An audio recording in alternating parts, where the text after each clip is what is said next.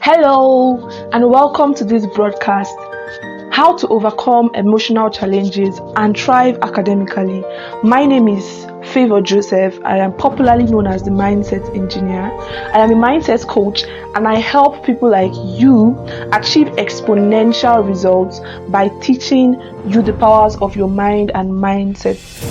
In this particular broadcast, I am going to be teaching you how to overcome emotional challenges as a student, and we are going to be looking at several emotional challenges that young people have and struggle with. It is no news that your emotions, your emotional life directly affects your academics. In fact, not just your academics, every area of your life. But I decided to be more specific with students. Why? Is because according to statistics, people from the ages of I think 18 to 24 or 25 have the highest rate when it comes to anxiety and depression.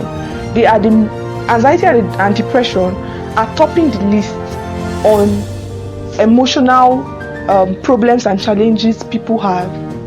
There are other ones like low self-esteem, inferiority complex, and all others. But we will be starting with, for this particular broadcast, we will be starting with anxiety and depression. Now, I was in a meeting this week and someone asked the question that do mental health directly affect your success in life? And I was given the opportunity to answer the question. I took time to really explain in that meeting how your mental health directly affects your success generally.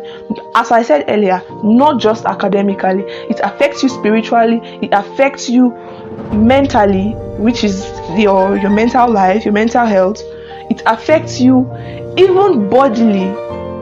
It affects you academically. I've heard stories of people who had carryovers, who failed because of they were struggling with maybe a breakup at that period, or they had depression. I mean, I've heard a lot of stories. This is my niche, and then people come to me and open up, and then I try to give hands of help every time I have the opportunity to. And right now I have another opportunity, and I am not taking for granted. I'm not taking it for granted. So if you're listening to me and you are struggling with any emotional or mental health challenges, you're listening to the right broadcast. Without hesitation, let me dive into the meat of the matter. So we're looking at anxiety and depression. Anxiety and depression are mood disorders. Yes, they are mood disorders which affect young people a lot. Like, school can be really challenging. School can be really, and the problem is that how they will say what I ordered versus what I got. Most times what we have in mind while entering school and what we get, two different things. So like most people, when I see A1s in school, I just know they are A1s because of the way they're approaching some particular things. I just know because they've not tasted some kind of hurdles, right? The thing is, most people don't really know why, or they don't really understand the struggle that comes with being young, being a student, and it can be really demanding, right? Being young, the expectations, the several aspects of your life, it feels like you have all the time in the world, yet you don't have time. It feels like you want to achieve success today, but yet you still like or love to enjoy the process. It feels like you want to see the future, but yet you want to remain young, and it can be really stressful, mentally. So that feeling of wanting to have our lives in control, that is exactly what births anxiety, because every day brings uncertainty, right? Every day brings new uncertainties. the fact that we want to have our life in control, we want to, I know the next thing is going to happen, I'm going to do this, I'm going to do that, that's why we're always making plans. That thing creates anxiety. So what is anxiety? Anxiety is, according to, I'm giving the Google definition, I'll give my own personalized definition after this, is the feeling of fear, dread, and uneasiness, right? The constant feeling of dread and fear. Anxiety is not anxiety, it is constant, right? You can't just have, you worry one or two times. But personally, for me, my definition of anxiety is the senior brother of worry. That's my definition of anxiety.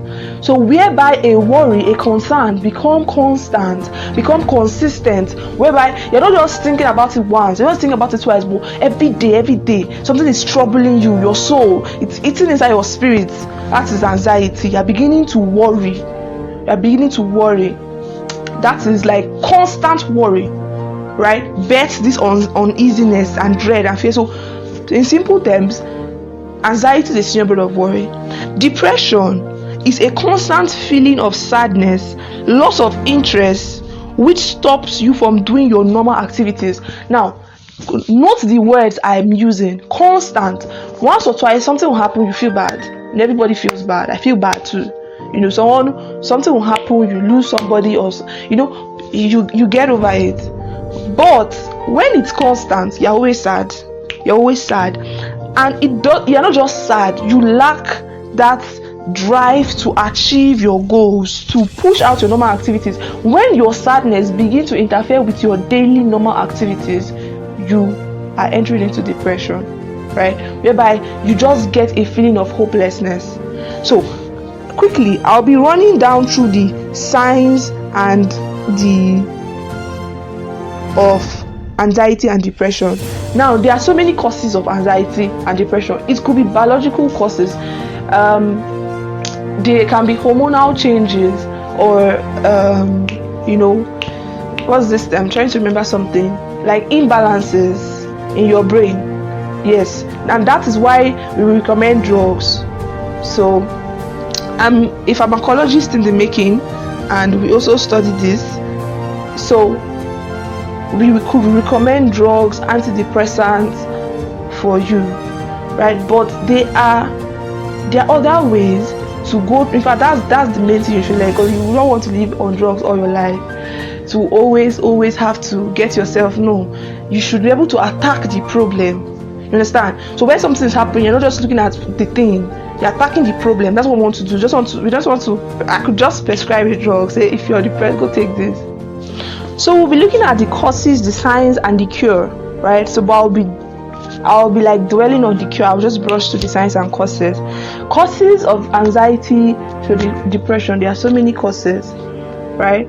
From difficult situations, like encountering traumatic experiences like heartbreaks, a severe accident, and it's like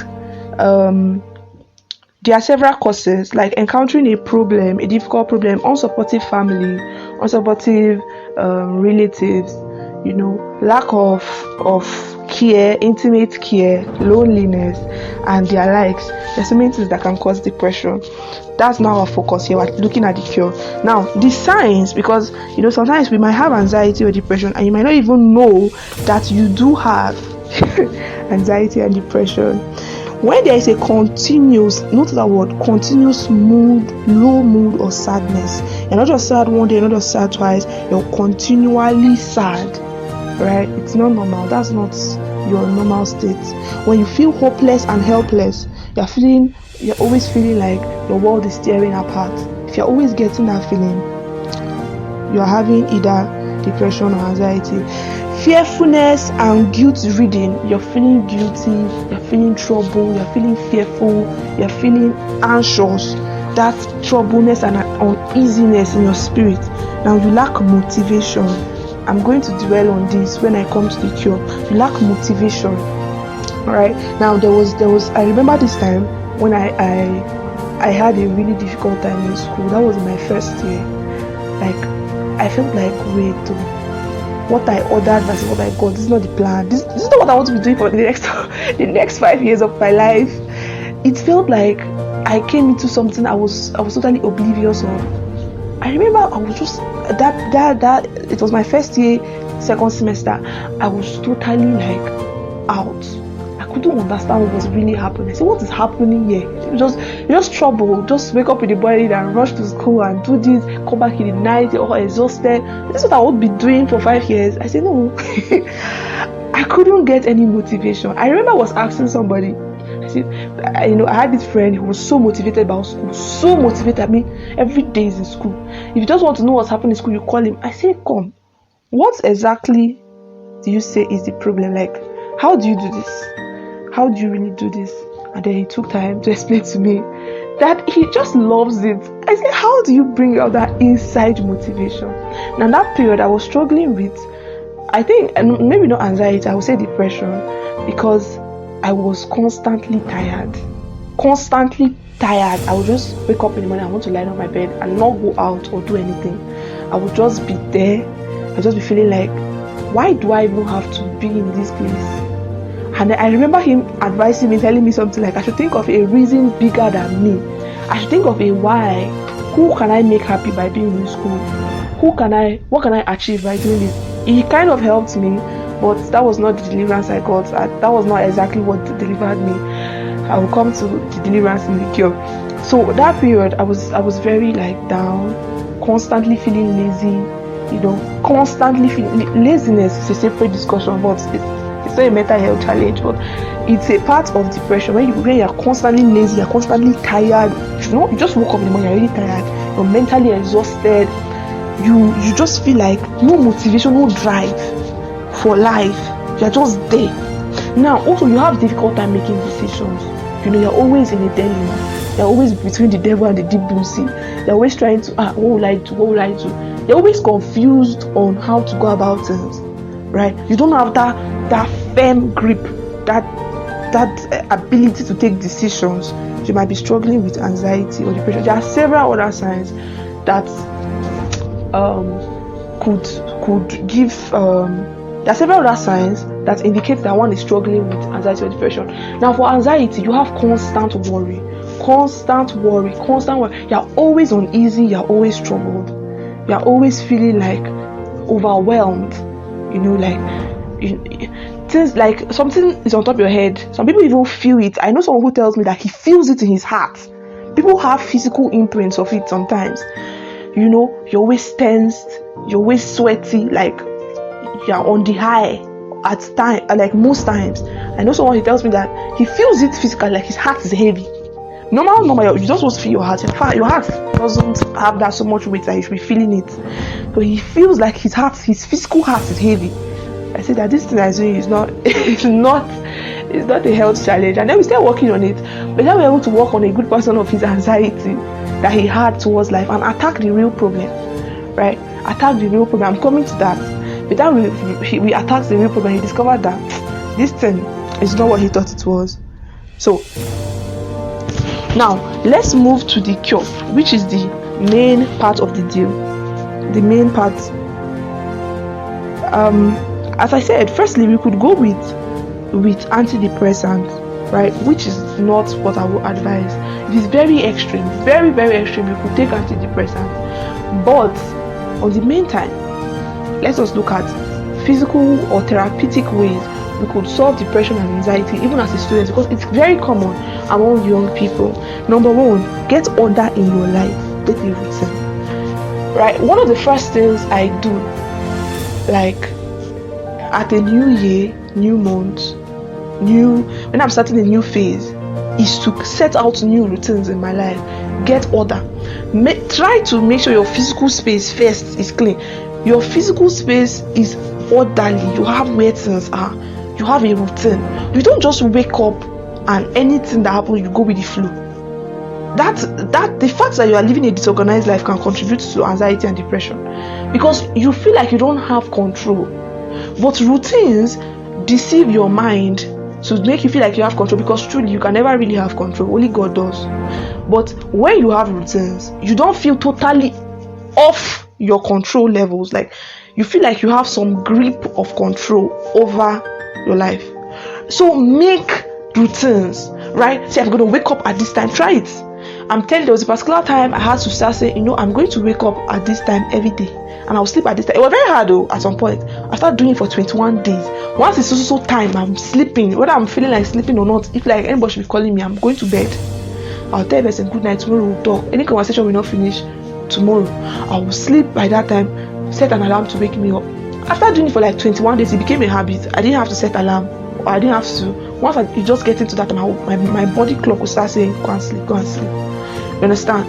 Now, I set routines for my life.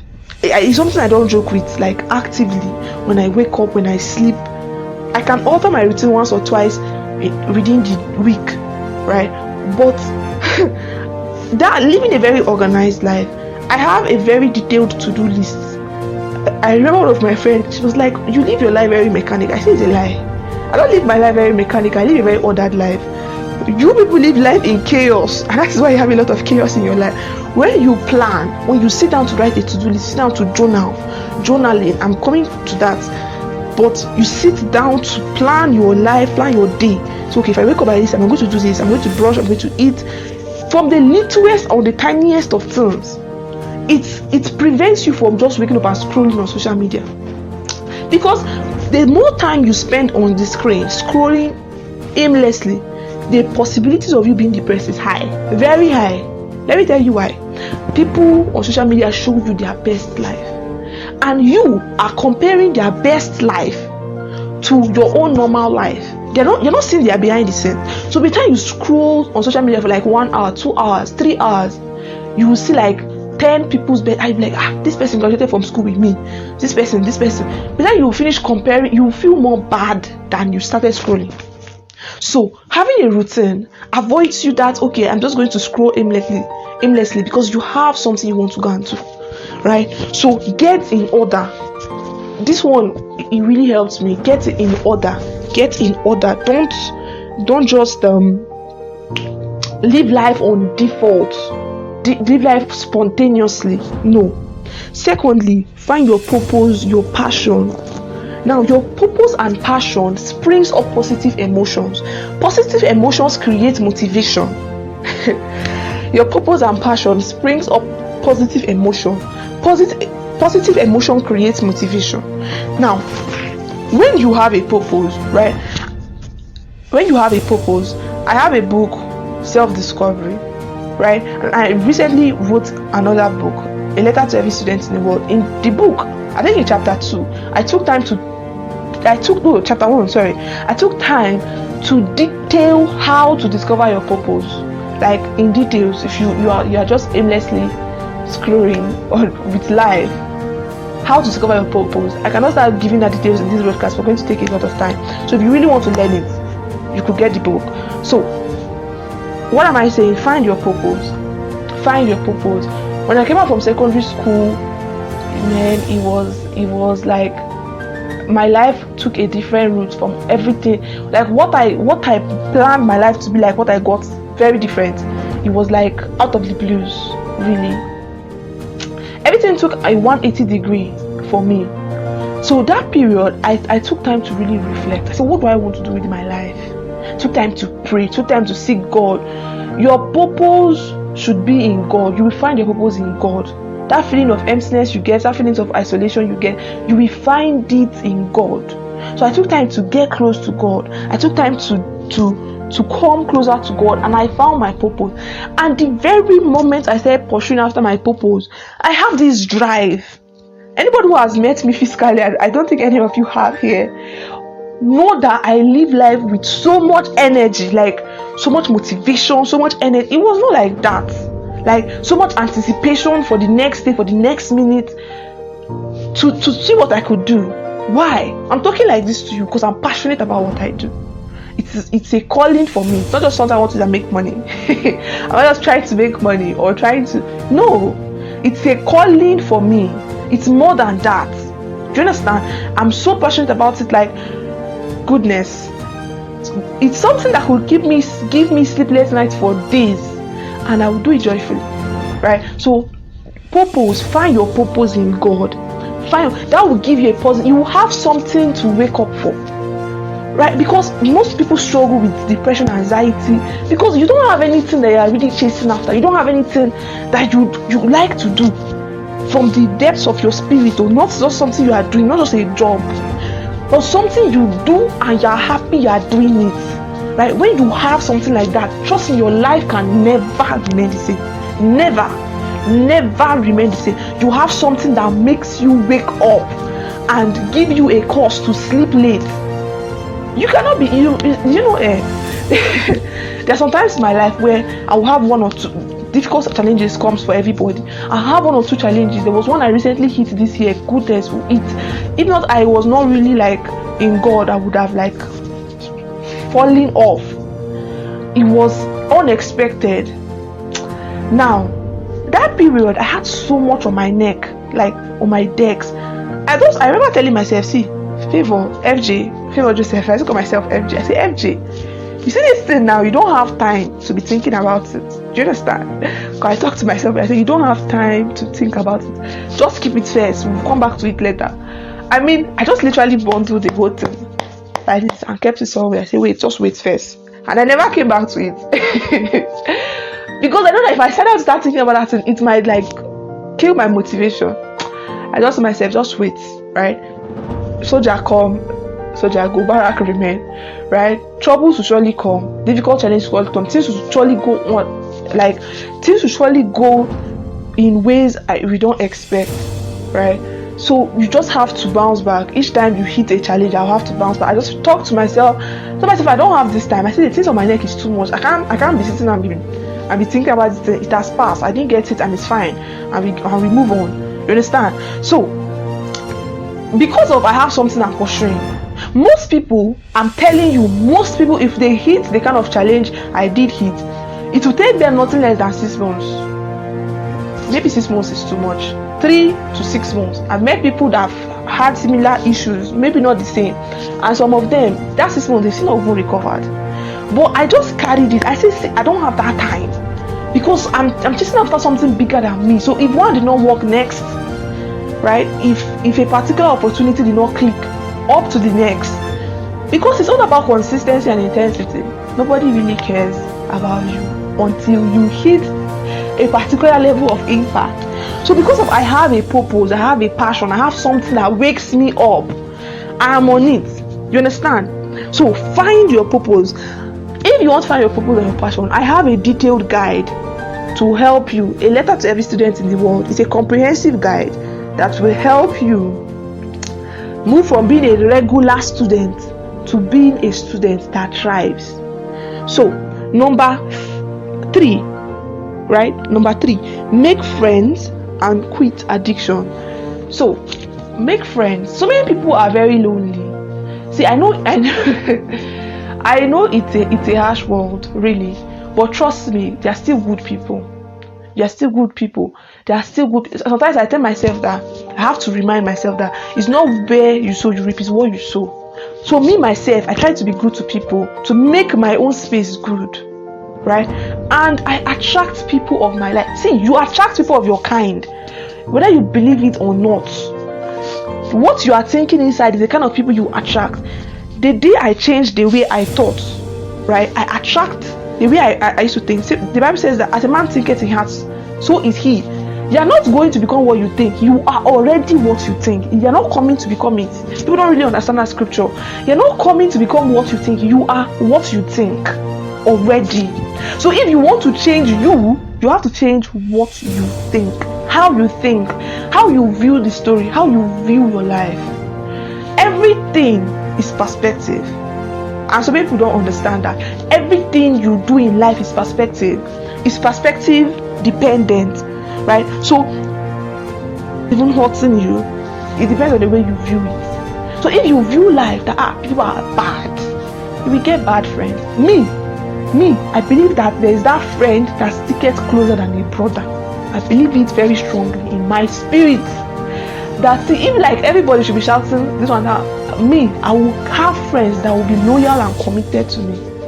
I believe it very well, and I want you to believe it. So intentionally work on yourself and attract people that think like you. Attract good people also. Make friends. Because sometimes some of the problems we suffer is that we don't have somebody else to just talk to us, to just talk to us. The times I was struggling with this anxiety, I struggled with anxiety and depression, both of them, but I think I struggled with anxiety a longer period than depression. It didn't last so long because I had a lot of things. So I felt that God helped me, I overcome it. So I struggle with anxiety more. I overthink. Jesus, I'll be thinking of things that cannot even happen and be feeling bad for them. Things that cannot happen, things that can happen but have not even happened. So I'll be like, I say, God, what if I just grow up like this, and then when I have children, my children grow up and they are walking on the street one day, they have a car accident and they die. For goodness sake. I'm not giving birth to the children to start with. They've not even grown. And then I'm worrying, suffering, mental suffering. That's what they call it, psychological. Mental suffering. So many people mentally suffer. They just suffer themselves for nothing. They'll be thinking about things they don't have control over. If you don't have control over it, you let it go. You let it go. Most people sit down, you worry. How will I do? How will I do that one? What if I enter school? This one happen. What if my parents die? You cannot do anything about it except for pray. So if you don't do anything about it, why are you struggling with it in your head? You're just mentally suffering. So make friends. Make encouraging friends, make godly friends. There's some of these things that. So back to my story, right? I said when I was struggling with anxiety, I used to worry very well. Now for me, it used to come and go. Whenever it comes, I have this feeling of isolation. I feel like I'm the only person in my world. I'm the only person that can understand what is going on with me. I'll be like, nobody can really understand. But one day, this is a lie. It's a lie. This is a lie. The devil is lying to me to make me just sit down here and bemoan myself. I'm not the only person going through this. There are 1,001 other people going through this. 1, 2, there's somebody I can talk to that will understand. I'm telling you, when I believed that, it was hard. But after some time, I started opening up. Now, when I begin to feel constant thoughts in my head, I will just think. Because I used to forget everybody. It doesn't work for everybody. It doesn't happen to everybody. It happens to me there. Once I'm in a dilemma, I forget everybody in my life. And the funny thing is, I had a lot of people in my life, like a lot. I will forget everybody in my life. I'll just be there, just be overthinking. So while I brought the pen and paper, I wrote down everybody in my life that have my back. And I discovered that there were plenty.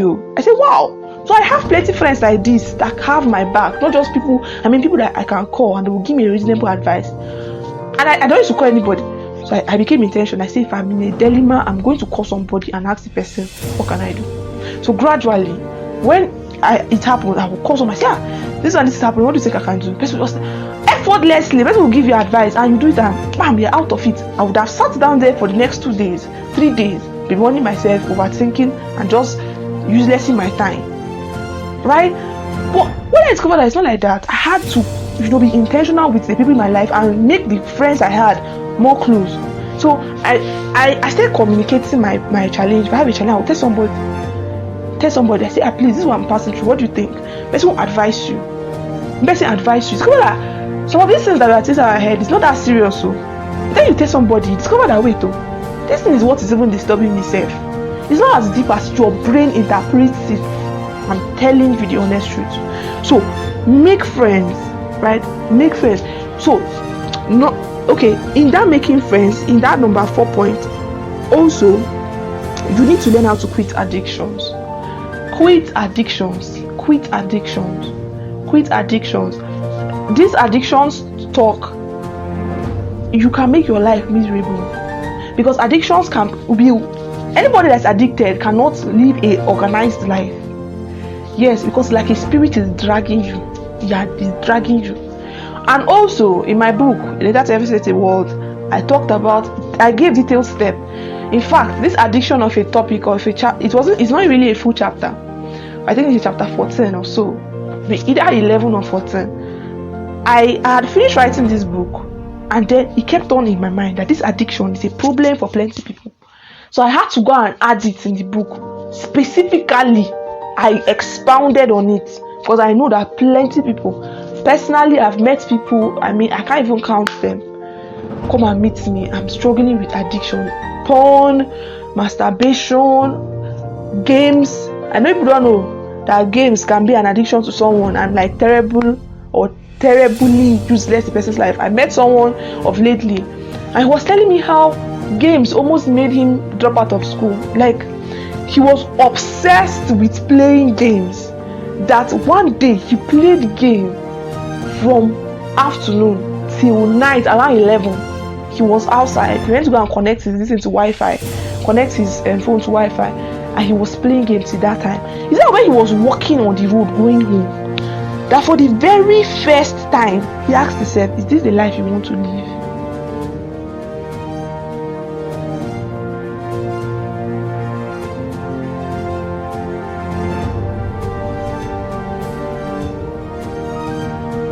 Work on it intentionally.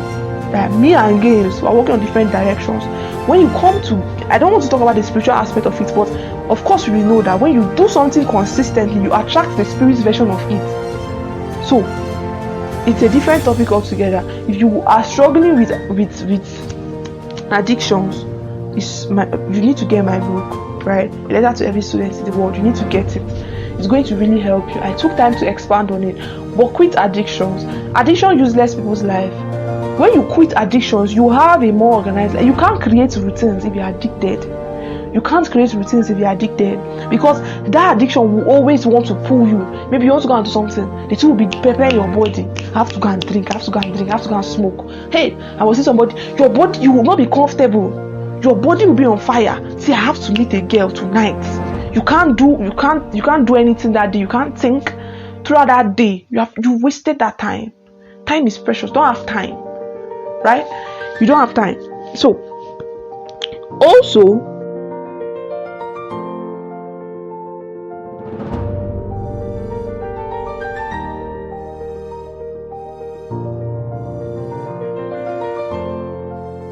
relationship. If you are settled, like you're not a young person, I mean, all these ideologies of feminism, feminists, blah blah blah, LGBTQ and their likes, desist from them. They will make your life miserable. The Bible says that it is not good for a man to be alone. It is not good. So if you're up to the age where you feel like, there's some people that don't have any business relationship at this point in their lives. If you don't have any business, focus. If you have business, find one that is worthy of your time and enter into it. Because by the time, a good relationship creates motivation. When you know that, okay, I'm going to get married to this person, right? And you're working, you have to work on yourself. I need to work on myself so that this person would be grateful that they have me in their lives, right? You're more intentional about your life because of somebody. If you're in a good relationship, it can spur motivation. So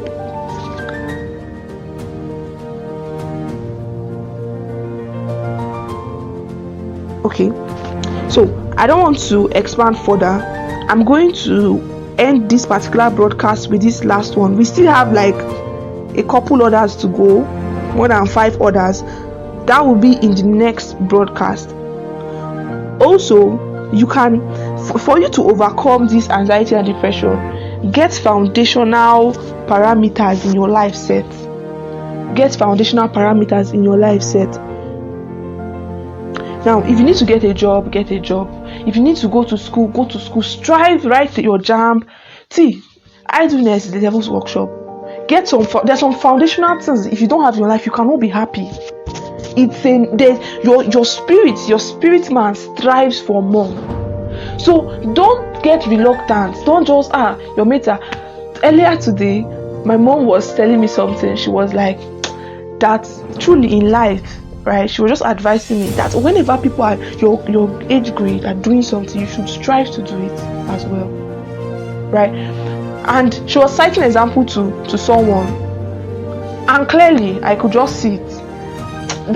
Whenever you're in a particular season of your life, if everybody is going to school, go to school. Don't be doing leave it. If everybody do it, right? At that, I don't mean follow the crowd like peer pressure or influence. No, I mean foundational things in your life, you should have it set. If you are in a season where you should have a job, don't sit there, you can't get a job. If you're in a season in your life where you need to be in school, be in school. If you're in a season where in your life you need to be in a relationship, go into a relationship. If you're in a season where in your life, everybody listen to me, you're in a season in your life where you need God. Have God. Have the Holy Spirit in you. If you have some foundational basic things in your life, you're a Christian, you've discovered your purpose in Christ, you are motivated about life, you're in school, you have something that wakes you up and something that makes you sleep late, you will be more intentional about your life. You will not have time to sit down and be overthinking some certain things. So I'm talking about this time around, I'm talking about the professional, the routine parts of your life. In the next broadcast, we're going to be looking at perspective, mindsets, and we'll also definitely be touching the spiritual aspect of it, because it didn't come empty-handed. I didn't want to speak Igbo, but some of these things are not empty-handed. Me personally, I've experienced the spiritual aspects of depression. Like, as I was in my life where I did not have any reason to be down. I did not have any reason. Everything was working well. There was no reason I should be sad, and I was just sad. That period, I remember I had to start praying, really praying. I knew that this one is not empty-handed, right? So some of them are like that, but these particular ones I mentioned, please take note of them, and not just take note of them, apply them in your life. I'm going to be talking about other powerful ways of overcoming anxiety and depression as a student, as a young person, because I know it's something so many people have challenges with. Thank you.